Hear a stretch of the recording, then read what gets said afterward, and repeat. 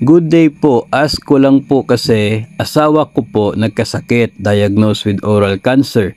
Nag-undergo po kami ng procedure, chemo radiation therapy. Nag-leave without pay po siya for almost 8 months. Hindi na po siya nakakatanggap ng longevity pay since po nang leave without pay na po siya. Makatarungan po ba na yung time na without pay siya ay wala siyang longevity pay? Kung ito po ay tumutukoy sa loyalty pay, no, para na rin kasi related doon sa longevity pay. Yung loyalty pay kasi mga master, kapag ikaw ay 15 years and above, no, every 5 years ka dapat tumatanggap niyan. Pero hindi po yun automatic. Mayroon pong sinusunod. No, makakatanggap ka po ng 5,000 after 5 years kung within that period of 5 years ay hindi lalagpas sa 25 days yung leave without pay mo. No, yung itong vacation leave without pay or itong sick leave without pay mo. So kung hindi po umabot ng 25 days within that 5 years, then eligible ka. Pero kung sobra sa 25 days sa loob ng 5 taon, then hindi po kayo eligible. Sa case na ito, almost 8 months na leave without pay. So in other words, ay hindi po talaga eligible kasi sobra doon sa limit na 25 days lamang. So wala po talagang loyalty pay na makukuha. Isa pa po sa mga bagay na concern ko talaga sa issue na ito pagkakaroon ng 8 months na without pay na leave, ay yun pong utang, no? Yung utang particular sa GSIS. What happened? Doon po sa loob ng 8 months na yon, kasi leave without pay, walang sahod, so walang remittance pambayad sa utang. Hindi ba nagbabayad over the counter? Malaki po yung chance na hindi, kasi nga may maraming expenses pa na inaatupag dahil po doon sa chemo radiation therapy na yon. So talaga pong yung pera ng pamilya mapupunta doon sa para sa treatment.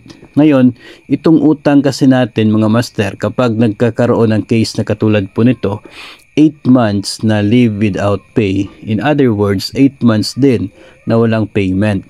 Ang GSIS na mga loans, ayon po sa terms and conditions na mga loans nila, kapag umabot na po ng 6 na buwan na wala kang payment, 6 months arrears sa loan mo, automatic na magiging due and demandable yung account na yon. So ano pong ibig sabihin yan?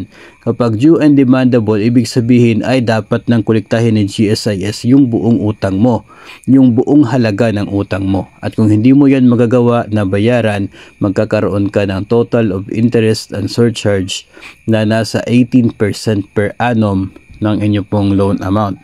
18% per annum po yun, compounded monthly until fully paid. So ganun po yung nangyayari. And another thing ay hindi na po siya covered ng insurance sa GSIS, yung loan na yon. Kaya isa po yun sa mga bagay na dapat pong aware tayo, no, particular kapag nangyayari na ganito po yung case natin. Talaga pong magiging due and demandable, hindi covered ng insurance. Kaya malaking bagay po, no, yung magiging epekto nito na in the future, kasi nga lulubo nga yung halaga ng utang ninyo sa GSIS sa case na katulad po nito. Even with the banks, the PLIs, kapag talagang wala kang payment for a long time, ay nagkakaroon din po yan ng mga dagdag na interest, penalty, surcharge, ganon. So that's a normal thing pagdating po sa landing.